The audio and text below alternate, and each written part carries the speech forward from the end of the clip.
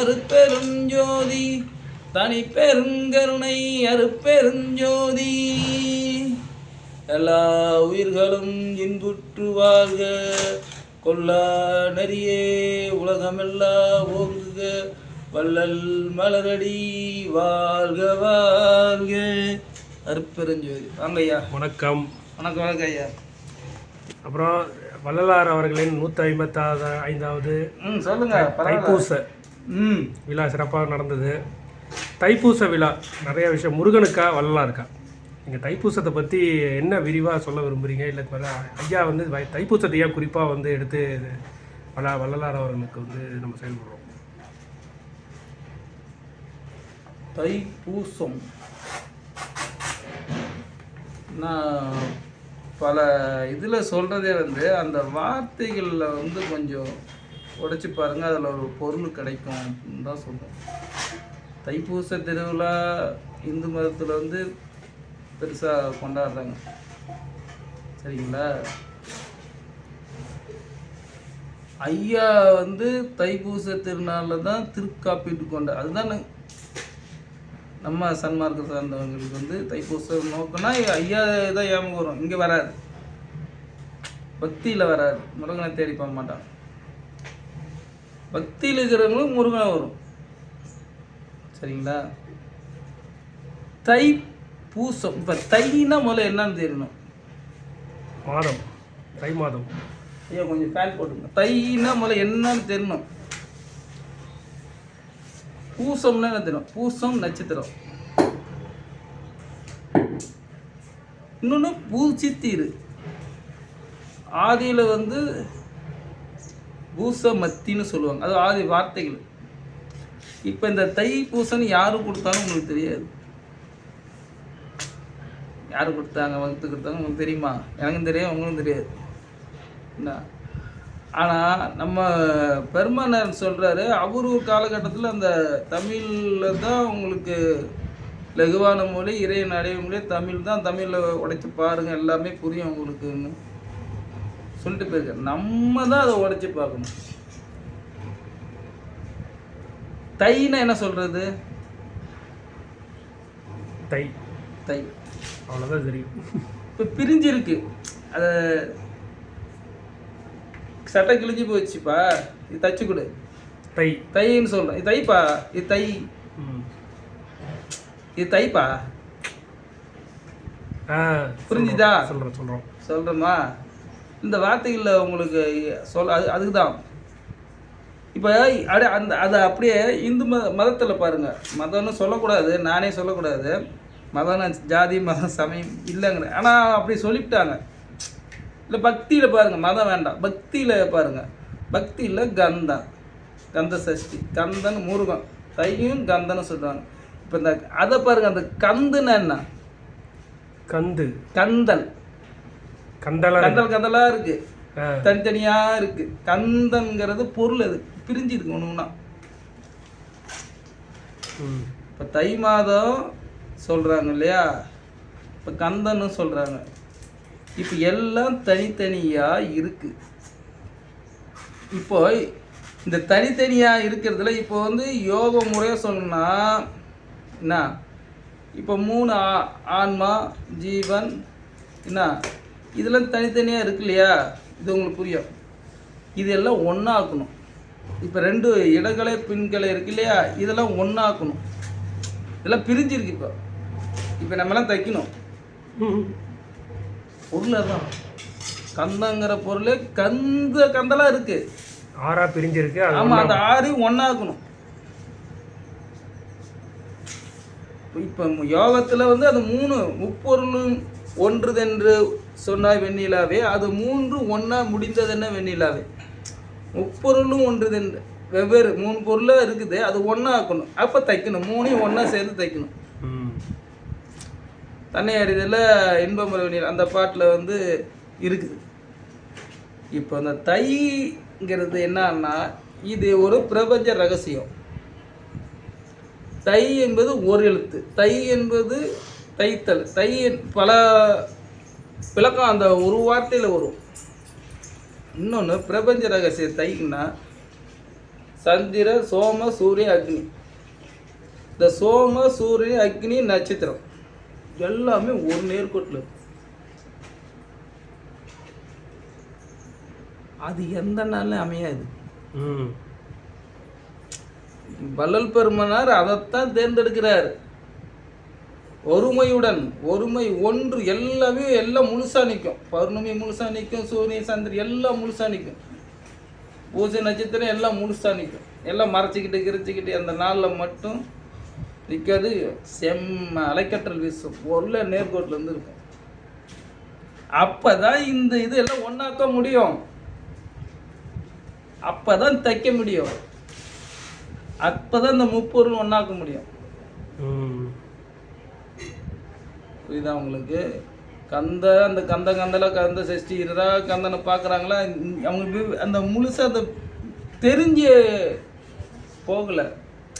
போகணும்பா பூசம் முருகனை பார்த்துன்னு ஒரு ஆள் என் கஷ்டம் சொல்லி அழுது அப்படின்ட்டு போயிடுற மக்கள். ஆனால் பொருள் வந்து இந்த கந்தலை தைச்சி சட்டையாக முழுசாக மாட்டணும். புரியுதா உங்களுக்கு? தைன்னா என்ன? தைத்தல், சேர்த்தல், கோத்தல், பல அர்த்தம் உண்டு, பல இது இருக்கு. ஆனால் ஒரு வார்த்தையில் எல்லாம் முடியுது, ஒரே வார்த்தையில். ஒரு விஷயம் வச்சிருக்காரு வள்ளல் பெருமானோருக்கு மிக மிக மிக மிக உயர்ந்த நாள். இதைத்தான் தேர்ந்தெடுக்கிறேன். இத்தனை நாட்கள் வருது போகுது, மாதம் மாதம் பௌர்ணமி வருது, என்னென்னமோ நாள் கொண்டாடுறாங்க. எல்லா வருடமும் அந்த தை பூசம் வச்சுருக்காங்க. பூச நட்சத்திரம் பூசணும். அதான் பூசம்னா பூஜித்திருக்கணும், அதை நினைத்துக்கிட்டு இருக்கணும், அதுவா போகும். என்னென்ன சேர்க்கணுமோ அப்போ அப்போ அந்த தேகத்தை அந்த நேரம் தயார் பண்ணி வச்சிருந்தாரு. சுத்த தேகம், பிரம்ம தேகம், ஞான தேகம், ஒளி தேகம். அந்த ஞானம் 3 தேகமுத்தில் அவர் பரிணாம வளர்ச்சியில் இருந்ததால் அது அவருக்கு சாத்தியமாயிடுச்சு. இப்போ இது கூட இருக்கலாம், நிற்கிறோம் பார்த்து நான் பேசுறது கூட கேட்டுக்கிட்டு நிற்கலாம், நம்ம கணக்கு தெரியாது. இதைத்தான் அவர் அந்த சித்தியை அடைஞ்சிருந்தார். சொரூப சித்தின்னு அதுக்கு பேர். ஆள் உள்ளதாக இருப்பார், நம்ம கணக்கு தெரியாது, வேற டைமென்ஷன்ல இருப்பார். இப்போ இது எத்தனை வெட்ட வேலைன்னு நமக்கு தெரியாது, ஆனால் அதுக்குள்ளே நம்ம எல்லாம் இருக்கிறோம். யோகத்தில் இருக்கிறவங்க மட்டும்தான் தெரியும் நம்ம எந்த இடத்துல இருக்குன்னா, நம்ம இது சுற்றி என்னடா இருக்குங்கிறது பண்ணுறவங்க மட்டும்தான் தெரியும். சாதாரண உலக வாழ்க்கைங்களுக்கு தெரியாது. மூன்றாவது இன்னும் சரியாது, மூன்றாவதுங்க அந்த இது பார்க்க முடியாது. அதுதான் சுத்த தேகம். இந்த பாடி சூழ தேகம், சூட்சும தேகம், காரண தேகம். இந்த காரண தேகத்தில் தான் அவர் அருப்பெருஞ்சோதி. இந்த 7 தாதுக்கள் உடம்பை மாற்றி மாற்றி அந்த காரண தேகத்துக்கு போகணும். அந்த காரண தேகத்தில் தான் அருப்பெருஞ்சோதி. 3வது தேகம் அதுதான் இந்த நிலவு நிலை, கனவு உறக்க நிலை, கனவு நிலை இல்லை. இதில் தாண்டி போனால் அந்த 3வது தேகம் போல தான் காரண தேகம் தெரியும். இப்படி தான் போகணும். நீ மலையே சுற்றிக்கிட்டு இருக்கக்கூடாது, இப்படி ரூட்டு. கிரிவலம் சுற்றுறாங்களே, கிரிவலம் எங்கே சுற்றணும்? மலையை சுற்றணும். கிரிவலம் இங்கே சுற்றணும், இதான் மலை. என்ன 10 ஆதாரத்தில் இங்கே நம்ம சுற்றணும். இங்கே சுற்றினா இந்த பூமியிலேருந்து எஸ்கேப் ஆகுவ. நீ அங்கே போய் சுற்றிட்டு வந்தீங்கன்னா இங்கேயே திரும்பி சுற்றுவ. அப்படியே அதை வச்சுருக்காங்க. என்னைக்காவது இப்போ நம்ம எழுதி போட்டுருவாங்க, இங்கே வர நீங்கள் 1 வருஷமாக வரீங்க, இது எப்பயாச்சும் பார்த்துருக்கீங்களா? இந்த சாமி வராது, இது என்னன்னு கேட்டுக்காரா? பார்த்துருக்கோம், கேட்டிருக்கோம், ஆனால் கடைபிடிக்கல. என்னைக்காவது யாருக்காவது என்னன்னு கேள்வி வருவோம். ஏன் இப்போ மலையை சுற்றணும்னு அவனுக்கு கேள்வி வந்தால் தான் சோறு இல்லாமல் செத்து விடுவான். நம்ம எதுக்கு இங்கே சுற்றிக்கிட்டு இருக்கணும்? யார் வந்து காப்பாற்றுவா? அவனுக்கா புரிதல் வந்து தான் அப்போ தான் மலைக்கு போகிறத அவனாக கட் பண்ணிக்குவான். சரி போகிறது உனக்கு பிடிச்சிருக்கா, போறியா போ, அவ்வளோதான். அந்த புரிதல் தெரிதல் வரைக்கும் தான் மலை. தெரிஞ்சிருச்சுன்னா அது தானா. ஆனால் அது தேவை. நீங்கள் எல்லாமே யோக சொல்லு தான். நீங்கள் எல்லாமே இந்த பேரபாட்ஸ் உள்ளதான். வெளியில் ஊர் பேர் எல்லா பேருமே உன்னுடைய பேரபாட்ஸ் உள்ள பேர் தான். சித்தர்கள் இந்த கரூர், திருவான்மையூர், திருவயிற்றூர், நீங்கள் எல்லா பேரை எடுத்தையும் பாருங்கள். சிதம்பரம்னா சிற்றம்பலம் தான் சிதம்பரம். இதுக்கு தான் பேர். என்னைக்காவது ஒன்றா புரியணுன்னு தான் போயிட்டான் சொல்லிட்டு. அது அறிவு வந்து சாதாரண அறிவு. அறிவு அறிவும் அறிவை அறியும் அறிவே அறிவு. எத்தனை அறிவு போடுறான்? இத்தனை அறிவும் கடந்து அதை உடைச்சி பாவங்க மட்டும்தான் அது புலப்படும். இல்லாட்டியும் முடியவே முடியாது. பக்கத்திலேயே வந்து நான் தாண்டா எல்லாத்தையும் படைச்சவன் நின்று நான் சொன்ன கூட நீ நம்ப மாட்டேன். போயா இல்லையா நீ சொல்ற? அப்படி மக்கள் தான். எவ்வளோ பக்கத்தில் இருக்கிற வரைக்கும் யாருமே தெரியாது. பக்கத்தில் இருக்க வரையும் கூப்பிட்டு சொல்கிறோம் தெரியாது. இடத்த விட்டு போனதுக்கு அப்புறம் தான் தெரியும். வளர் பெருமா இருக்கும்போது கூப்பிட்டு சொன்னார். கடைசியில் கடை விரித்தேன் கொள்வார் இல்லை, கட்டி கொண்டேன்னு மூட்டை கட்டிட்டு போயிட்டாரு. யாருக்கு இப்போ இப்போ விட்டுட்டேன்ட்டு புலம்புறாங்க. இப்போ ஒரு சீடர் இல்லை எடுத்து நடத்துறது. ஆமாம், அவருக்கு ஒரு சீடர் இல்லையே. அந்த கலையோ அவர் போன தேகத்தையும் சொல்லிக் கொடுக்க யார் இருக்கா? இந்த முட்டா மக்கள் விட்டுடுச்சே.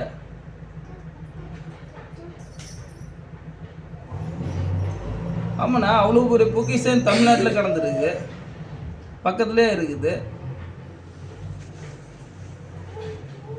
நம்ம சொன்னாலும் கேட்கறதில்ல. அவங்க அறிவுறுது கிடையாது.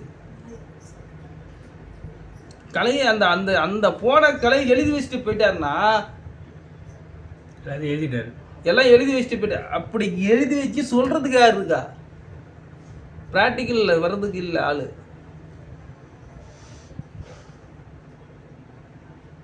விட்டுட்டாங்க. சீடரே இல்லை, சும்மா பக்தர் தான். பக்தி தானே பண்றாங்க. அவர் கற்றுக்கிட்ட ஒரே ஒரு கல்பட்ட ஒருத்தர் தான். அவர் சமயதாயிட்டார். மற்றவங்க அவருக்கு அந்த கலையை சொல்றதுக்கு ஆள் இல்லை. இப்போ சும்மா வாழ்க்கை என்ன வச்சாங்க கல்பட்ட ஐயாவை அந்த சாலை தர்மசாலைக்கு இந்த கொஞ்சம் தூரம் தள்ளி அந்த பக்கம் போகணும், வடக்கு பக்கம். சமாதி ஆகிட்டார். அப்போ அவர் இருக்கும்போதே பண்ணிட்டாங்க. அது அங்கே தான் வந்து இந்த முடியாதவங்க வயசானவங்களாம் வச்சு ட்ரீட்மெண்ட் கொடுத்து சாப்பாடு அங்கே தான் தனி டிபார்ட்மெண்ட் மாதிரி பண்ணிட்டாங்க. அதை அவர் ஒருத்தர் தான் இருந்தார், அவரும் போச்சு. இப்போ என்ன தெரியுமா, அவர் எழுதி வச்சதை வச்சுக்கிட்டு நம்ம எல்லாமே வந்து இது பண்ணுங்க, அவரோட இந்த ஜீவகாரணியங்களுக்கும் ஒருத்தர் சக்சங்க அவர் கொண்டு வந்தது சேர்க்குறாங்க. உண்மையிலே அந்த அவர் கூட இருந்து கற்றுக்கிட்டோம் ஒருத்தம் கூட கிடையாது. அவர் கூட இருந்து கேட்கல. கொண்டாட்டி முதற்கொண்டு அம்மா முதற்கொண்டு யாருமே இவரை கேட்கல. எத்தனை பேர் இருந்தாங்க இந்த வேலாயம் முதல்ல ஏதாவது இதுக்கு இந்த இவனை கேட்பாங்க. வேலாயம் அதை கேட்டு தெரிஞ்சு மனித தரத்தில் அவங்களுக்கு பதில் சொல்லுவார்ட்டு போயிட்டார். மனித தரத்தில் தான் உங்களுக்கு சொல்ல முடியும். ஆள் இல்லை அவருக்கு. அவர் கூட இருந்தவரே எங்கள் குருநாதர், அவர் மெல்லியாக இருப்பார், மேலே தானே எவ்வளோ பெரிய வெயிட்டம் தூக்குவார், இப்படிதான் சொல்லிட்டு அவர் போனதை கற்றுக்க வந்தால முடியல. அவரும் கற்றுக்கல. சும்மா நான் அவர் பக்தியில் போயிட்டார்ண்ணா. எல்லாம் இந்த இந்த சாமி சாமி சாமின்னு மூளையை கடன் கொடுத்துட்டாங்கண்ணா. புரியுதா அவங்கள? பக்தியில் நம்ம நான் ஏதோ சொல்லிட்டு அவங்களாம் முடிக்கிட்டு போயிடும். எதுக்கு சொல்கிறானே இது இது உண்மையாடான்னு தெரியுது. அது அப்படி இருந்தால் தான் இந்த மக்கள் அது உண்மை சொன்னா அவங்களுக்கு பிடிக்கவே பிடிக்காது. உண்மை சுடும். உண்மை சொன்னாலும் பிடிக்காது, நேர்மையாக இருந்தாலும் பிடிக்காது. பொய் சொல்லணும், நடிக்கணும், ஊரை ஏமாற்றணும். ஆமாம், உண்மை நடித்த நம்ம உண்மையாக நானாக இருந்தா யாருக்கும் பிடிக்க மாட்டேங்குது. பல்வேலர் அண்ணா தினேசனா நடிக்கிறது. நான் உண்மையாக இருந்தால் இப்போ நடிக்கிறீங்களா? வேற வழி இல்லை, எல்லாத்தையும் நடிச்சு தானே ஆகணும். உலகமே எல்லாரும் நடிகர்கள். யாருக்குமே இல்லைண்ணா, உண்மையே பேச மாட்டாங்க, உண்மையே சொல்ல மாட்டாங்க. யாருக்கிட்டயுமே உண்மைங்கிறதே இல்லை. நான் தான் உண்மையை சொல்லி சொல்லி பார்க்குறோம். அந்த உண்மை அங்கே எடுபட மாட்டேங்குது. ஒன்றும் மறைச்சிக்கிறாங்க, உண்மையை பேச மாட்றாங்க, உண்மையை சொல்ல மாட்டாங்க, எல்லாத்தையும் மறைச்சிக்கிறாங்க. வெளிப்பாடு இல்லை. நம்ம உண்மையை சொன்னாலும் அவங்க ஏற்றுக்கிறதும் கிடையாது. இது இயற்கை வாழ்கிறாங்க, அந்த அப்படி தான் வாழ்கிறாங்க மக்கள் எல்லாமே. பொய் சொல்லணும், கவர்ச்சியாக பேசணும், உன்னை டாப்பில் வைப்பார். நீ இப்படி இருந்தியா, இப்படி டாப்பில் தூக்கி வச்சிருவாமா, இப்படின்னா நான் அப்படி அவங்க சொல் நான் நிறையா கஷ்டப்பட்டுக்கிட்டு இருந்தாங்க, நான் இங்கே வந்து தாங்க நான் அப்படி ஆகிட்டேன். ஏம்மா இப்படி பண்ணல, இன்னும் பிச்சை தான் எடுப்பேன்னு சொல்லிப்பாரு. என்ன யாராச்சும் ஏற்றுக்குவாங்களா? ஏற்றுக்க மாட்டாங்க. உண்மையே பிடிக்காது. என்னண்ணா வேற என்ன சாமி கேள்வி இருக்கு? அதான் தைப்பூசத்தை பற்றி தான் சொல்ல வந்தீங்க. தைப்பூசம் வந்து விளக்கம் கொடுத்துருக்கீங்க. தைப்பூசம் இன்னும் நிறையா இருக்குது, அதை பற்றி பேசிக்கிட்டே இருக்கலாம். அது கடல் மாரி. ஏன்னா அவரும் அந்த நாளை தேர்ந்தெடுக்கிறாரு, நம்மளும் அந்த நாளை தேர்ந்தெடுத்து போகணும். அதில் அனுபவிச்சா தான் தெரியும். ஒருத்தன் எதுக்குப்பா நீ வடை பாயசம் சோறு பண்ணி கிடக்கிற பைத்தியக்காரமான்னு நம்மளே கேட்குறான். 400 ரூபா கொடுத்து பூ எதுக்குப்பா நீ வாங்கி போடுறன்னு நான் திரும்பி கேட்குறேன். நான் 1 கிலோ 400 ரூபா கொடுத்து வாங்கிட்டு கொஞ்சம் சாமிக்கு போடுறாள். அதுக்கு ஏன் செஞ்சாள்? ஏன் சாப்பாடு வாங்கி இருக்குது உனக்கு பிடிக்கல, எதுக்கு பைத்தியக்காரமாக எல்லாத்தையும் சோறு போட்டு சோம்பேறி நேற்று நடந்து கூத்து கேட்குறாங்க. நீ அதில் என்ன அவங்களுக்கு கிடச்சிது? அதெல்லாம் அனுபவிச்சா தெரியும். எல்லாத்துக்கும் இந்த வாய்ப்பு வராது. யாராலும் எல்லாத்துக்கும் இதை செய்ய முடியாது. உண்மை தெரிஞ்சவனுக்கு அனுபவிச்சு மட்டும்தான் அனுபவிச்சு மட்டும்தான் எல்லாம் செய்ய முடியும். எதுவுமே நிரந்தரம் இல்லைடான்னு நினைக்கிறோம் மட்டும்னால தான் செய்ய முடியும். என்னன்னா போகிற போக்கில் என்னாலும் நடக்குங்கடா போய்கிட்டே இருக்குங்கிற மட்டும்தான். நம்ம இன்னும் 30-40 வருஷம் வாழ்வோம், எல்லாத்தையும் வச்சுக்கணும்னு நினைக்கிறவங்களாம் இது சாத்தியமே கிடையாது. சொல்லுங்க சாமி, நான் பேசிக்கிட்டு இருக்கேன், நீங்கள் தனித்தனி ஆடிட்டு. சொல்லிடுறேன், எதுவும் நிரந்தரம் இல்லை, இறைவன் மீது நம்பிக்கை செயல்படுன்னு ஒரு இது சொல்லணும் இந்த இடத்துல. ஆமா, எனக்கு தெரிஞ்சதான் சொல்லணும். மணி என்ன ஆகுது? முடிச்சிடலாம். அருட்பெருஞ்சோதி.